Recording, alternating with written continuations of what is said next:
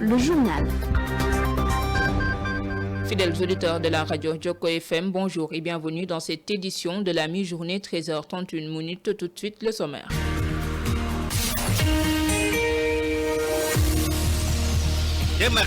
Crise dans le secteur de l'éducation, les parents d'élèves craignent le pire, une année invalide ou l'effondrement des efforts consentis. Vous suivrez Yamamre Owen-Singaye, président de l'association des parents d'élèves dans ce journal. Célébration de la journée mondiale de la radio, pris entre les nouvelles technologies et le manque de contenu. Ce média de référence pour l'information est de moins en moins prisé. À suivre les éclairages dont le reportage de Lamine Sarr. Et puis phénomène de l'homosexualité au Sénégal. Le professeur de français Koumbondo Fenedjouf exige des mesures de lutte urgentes. Vous entendrez ses propos. Rufisque entre cœur et raison, la Saint-Valentin divise la vieille cité de Mamkoumbalamb. Vous suivrez les détails avec notre stagiaire Fadbintou Bop. Et puis sport, Agel de Rufisque éliminé en Coupe du Sénégal par Génération Foot et va le retrouver en 15e journée de la Ligue 1. Ce sera dans la note de sport qui marquera la fin de cette édition. Voici pour le sommaire tout de suite le développement. Le journal avec Mariam Diagne. Hassan Diour à la partie technique, vendredi 13 février 2026. Auditeurs et auditrices, bonjour et bienvenue dans cette édition de la mi-journée. Pour démarrer face à la multiplication des débrayages et à la paralysie des cours, l'inquiétude grandit dans les foyers. Mamour Owen-Singaye, vice-président de l'UNAPES, ne cache pas ses craintes. Pour lui, le spectre d'une année invalide, voire d'une année blanche, plane dangereusement sur la tête des élèves. Entre revendications syndicales non satisfaites et calendrier scolaire qui s'effrite, peut-on encore sauver les examens de fin d'année? Élément de réponse avec Mamour Owen-Singaye au micro de Khadija May. Actuellement, je n'ai pas crainte, mais j'ai peur de voir avec le quantum horaire qu'on aura par rapport aux enseignements apprentissages dans les différents établissements, surtout au niveau du public. Je crains que là, les quantum horaires ne sont pas, par exemple, tellement valables par rapport à ça, parce qu'il y a tellement de plateformes qui sont là. Ensuite, il y aura ce qu'on appelle les fêtes de Pâques qui seront là. Ensuite, il faut penser à la Coupe du Monde qui va venir bientôt. Même si on essaye de décaler l'année scolaire, je pense que peut-être il y aura aussi des perturbations au niveau des élèves qui vont impacter aussi sur le quantum horaire. Parce que je sais que peut-être les enfants, avec l'euphorie qu'ils ont avec le football, surtout la Coupe du Monde, et le Sénégal est qualifié, il faut être réticent par rapport aux cours qu'on va leur donner, surtout des cours de renforcement ou bien de surcharge, que je pourrais dire, par rapport aux professeurs. Parce que j'ai demandé à quelques professeurs, ils vont essayer d'être là les mercredis, les samedis et les dimanches. Mais chaque enfant ne peut pas être dans des jours libres de venir à l'école. Donc nous demandons à nos chers enseignants de revoir leur forme de grève, comment faire la grève de avec ces débrayages. Même aussi, il y a ce qu'on appelle les qui est standardisé, c'est-à-dire les devoirs qu'ils doivent faire avec les enfants, qui sont maintenant même pas encore certains à jour. Les composés sont aussi, on est même au mois de fin février. C'est extrêmement difficile pour les élèves et aussi pour les parents d'élèves. Vraiment, il faudra qu'il y ait une médiation au niveau des médiateurs sociaux pour décanter cette situation. Donc, on essaie en tant que parents d'élèves de faire tout le possible par rapport pour faire revenir les deux parties à la raison par rapport à nos enfants. Donc, le droit de grève, c'est un droit de grève, mais le droit d'être enseigné, c'est un droit constitutionnel aussi pour nos enfants. Professeur de français au lycée Abdoulaye Sadji de Rufisque, Koumbondo Fenedjouf aborde un sujet sensible, le fléau de l'homosexualité au Sénégal. Selon lui, ce phénomène est une importation de l'Occident et il estime qu'il est impératif de prendre des mesures pour le combattre, en soulignant qu'il ne fait pas partie de nos cultures et nos coutumes. Ces propos sont recueillis par Abibou Ndiaye. Si dans cette société, nous sommes des enseignants et on nous parle d'homosexualité, ce qui n'est pas de notre culture, ce qui n'est pas de nos coutumes, et c'est un fait qui est là, donc tout le monde peut constater et donc qui est en train de faire des ravages. Je pense que ça mérite notre réflexion, ça mérite aussi notre engagement. En premier lieu, donc, on a constaté que notre société est vivement frappée par ce fléau. Donc, il y a beaucoup de cas qu'on vient de citer. Donc, d'après les faits qui ont été relayés par la presse, donc, on a constaté que c'est un mouvement international, le parrain de ceux qui sont au Sénégal, considérés comme étant des homos, donc ça vient de l'Occident. Donc ce qui veut dire que, comme tous les phénomènes, ce sont des phénomènes qui viennent de l'autre côté, qui viennent de l'Occident. Donc, et là, on doit prendre nos mesures, on doit prendre nos précautions pour pouvoir indiquer l'évolution de ces fléaux. D'après ce qu'on a reçu comme information, on a constaté que le fait est déjà là, donc le fait est déjà accompli. Ce qui reste maintenant, c'est de l'encadrer. Et ce qui m'a fait plus mal, c'est cette volonté cruelle de transmettre une maladie incurable donc à une société innocente, parce que c'est comme ça qu'on peut apprécier ça. Donc là aussi, ça mérite d'être jugé, ça mérite aussi notre attention. Comment le Sénégalais qu'on attribuait comme étant meneur de la Teranga est venu à ce niveau jusqu'à avoir l'intention de donner une maladie incurable, le VIH, à une personne, à son voisin, etc. Donc tout ça aussi, ce sont des phénomènes qui méritent notre réflexion. Donc et là, j'attire l'attention des autorités donc, pour qu'ils prennent les avants. Ce qu'on peut faire, c'est conscientiser au degré plus supérieur que sensibiliser. Donc on doit conscientiser la population sur les tenants et les aboutissants. Donc surtout dans le cadre médiatique, on parle de réseaux sociaux. Si on parle du côté médiatique, on parle des réseaux sociaux. Donc ils sont partout, donc et leur pêche, ils le pratiquent partout. Donc à chaque moment, ils sont dans les démarches pour augmenter leur communauté. Donc c'est à l'État de prendre les devants. Vous suivez le journal sur Joko FM. Je l'ai annoncé tantôt dans les titres à l'occasion de la journée mondiale de la radio placée sous le thème Radio et intelligence artificielle. Des professionnels du secteur soulignent que l'IA permet d'optimiser et d'accélérer la production des contenus, mais malgré ces avancées technologiques, la radio reste profondément humaine. Elle impose une utilisation responsable et éthique de l'intelligence artificielle, notamment en matière de vérification et de fiabilité de l'information. Mamadou Fall, rédacteur en chef de Vibe Radio, s'explique au micro de Ramatoulaye Diouf. On peut dire qu'aujourd'hui, l'intelligence artificielle aide peut-être, ou bien beaucoup même, les radios dans leur travail quotidien.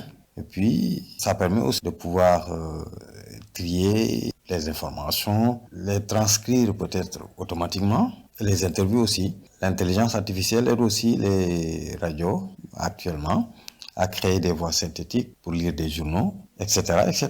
On peut dire aussi que l'intelligence artificielle aide à analyser peut-être ce que les auditeurs aiment écouter grâce à l'IA. En fait, la production devient plus rapide et plus efficace et les radios aussi peuvent diffuser des contenus plus personnalisés selon les goûts du public. Mais malgré tout, il faut faire très attention parce que la radio reste et demeure humaine et que cette proximité avec les auditeurs ne peut pas être remplacée par une machine. Voilà. Il faut savoir que l'utilisation de l'IA pose plusieurs questions importantes. La crédibilité de l'information, parce qu'il faut toujours vérifier, encore vérifier, que les contenus produits avec l'intelligence artificielle sont vrais et fiables. Donc, faire vraiment du fact-checking. Parce que c'est une machine et une machine peut toujours faire des erreurs. Et la protection des données aussi, puisque les radios collectent des informations sur les auditeurs. Il faut donc protéger ces données et respecter la vie privée. La place aussi des professionnels, puisque certains craignent que l'IA remplace les animateurs ou les journalistes, mais en réalité, elle doit être un outil d'aide. L'intelligence doit nous aider, mais pas nous remplacer. Donc, on peut dire que voilà une opportunité qui nous est offerte, nous journalistes, pour moderniser la radio, mais elle doit être utilisée avec responsabilité et transparence, bien sûr. Et pour finir, il faut savoir que la confiance du public reste toujours la priorité. Donc, essayons encore une fois de vraiment vérifier et de faire la part des choses entre l'intelligence artificielle et la radio. La radio, jadis un média de référence pour l'information et la sensibilisation, est désormais considérée comme peu attractive en raison de son manque de contenu. Les nouvelles technologies et les téléphones portables ont pris le relais, laissant les ondes radio dans l'incertitude quant à leur avenir.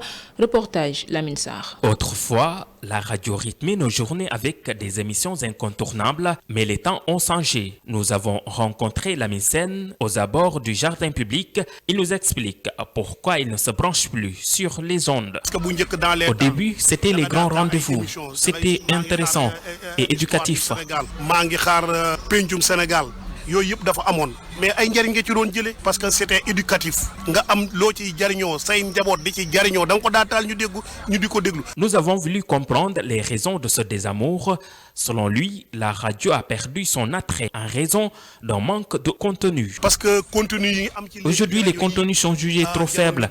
Les animateurs mal formés se contentent souvent de leurs propres idées, ce qui rend l'écoute moins agréable. Bien formé wala dañuy wax ci seen xalaatu bopp duñ laaj nit ñi seen xalaat moo tax daal rajo yi daal defe naa ni buñ seetaatul seen bopp seet ñi nga xam ne xelu nanu ñu mën a wax lu nit ñi dégg gaa ñi dootuñu dem ci rajo yi. Tout près de la Mine-Sène, un autre sexagénaire partage ses réflexions sur l'avenir de la radio. Il n'y a pas de contenu, franchement. Il n'y a pas des émissions, c'est nul. Franchement, je m'excuse du terme. Actuellement, avec les portables, la technologie, je crois que la radio va disparaître. D'ici peu, on ne parle plus de radio.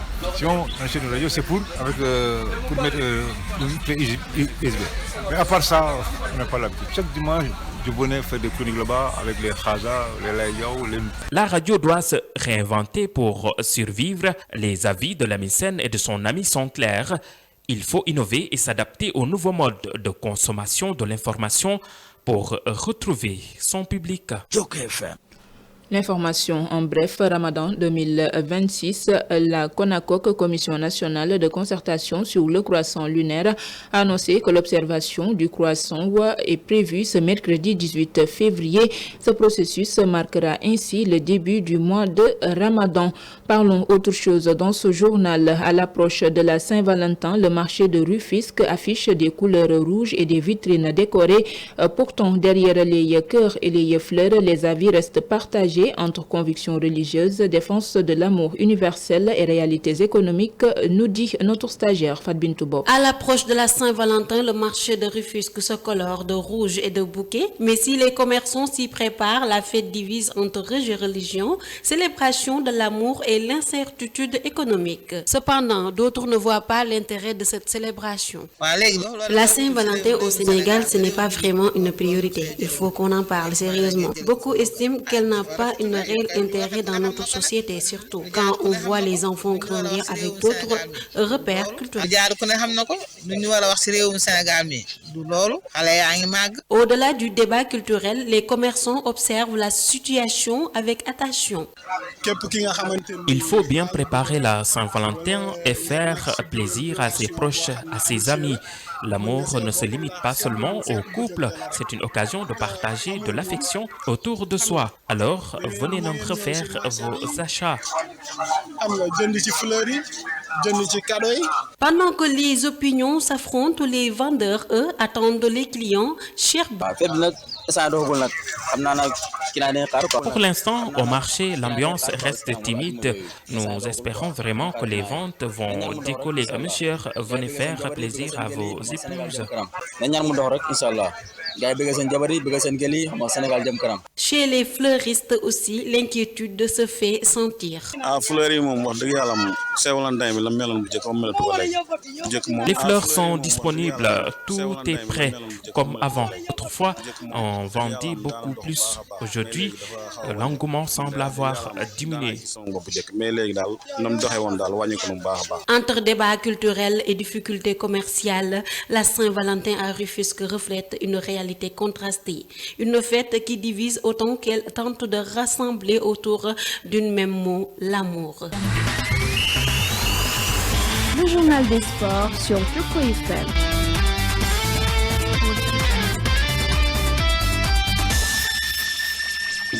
L'actualité sportive, résultat 16e de finale de la Coupe du Sénégal jouée ce jeudi. AGEL de Rufisque a été éliminé à domicile par Génération Foot qui l'a battu au stade Ngalandou Diouf ce jeudi par 2-0 et ce même Génération Foot que AGEL va recevoir, mais cette fois-ci en Ligue 1 concernant la 15e journée qui va se jouer ce dimanche à partir de 16h30 au stade Ngalandou Diouf et plutôt le samedi, Teungueth FC va recevoir Guédiawaye Guédiawaye FC à 16h30. Parlons du tournoi sportif organisé par l'association pour la renaissance des sourds et muets du département de Rufisque en parfaite collaboration avec l'association nationale des sourds du Sénégal. Dans le cadre de ce tournoi, des demi-finales en football vont se jouer ce vendredi entre Pikine, Thiès, Mbour et Ziguinchor. Et pour le samedi, en basketball, Dakar va jouer contre Thiès chez les hommes. Et pour le football féminin, Rufisque va jouer contre Dakar. Le dimanche se jouera la finale. Et c'est cette information sportive qui met fin à cette édition de la mi-journée. Tout de suite, le rappel des titres.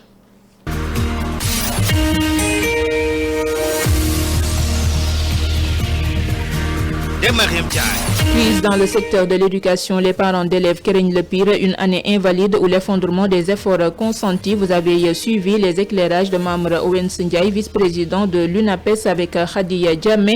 Célébration de la journée mondiale de la radio, pris entre les nouvelles technologies et le manque de contenu, ce média de référence pour l'information est de moins en moins prisé. Vous avez suivi les éclairages dans le reportage signé Lamine Sarr. Phénomène de l'homosexualité au Sénégal, le professeur de français au lycée Abdoulaye Sadji Koumbando Diouf exige des mesures de lutte urgentes. Ces propos ont été recueillis par notre stagiaire Habibou Ndiaye. Et puis Rufisque, entre cœur et raison, la Saint-Valentin divise la vieille cité de Mamkoumbalamb. C'était dans le reportage de notre stagiaire Fadbintou Bob. Sport, Agel de Rufisque éliminé en Coupe du Sénégal par Génération Foot et va le retrouver dans le cadre de la 15e journée de la Ligue 1 sénégalaise le dimanche au stade Ngalandou Diouf. Vous avez suivi le programme des matchs en football et basketball du tournoi sportif de l'association des sourds muets du Sénégal en collaboration avec celle de Rufisque. La dernière partie de cette édition de Mariam Diagne à la présentation, Hassan Diour à la partie technique. Autre rendez-vous de l'actualité, 16h les brèves avec Lamine Sarr. D'ici là, merci de rester à l'écoute des programmes de la radio Joko FM. Je vous souhaite de passer une excellente fin de semaine à toutes et à tous. Bon Juma également.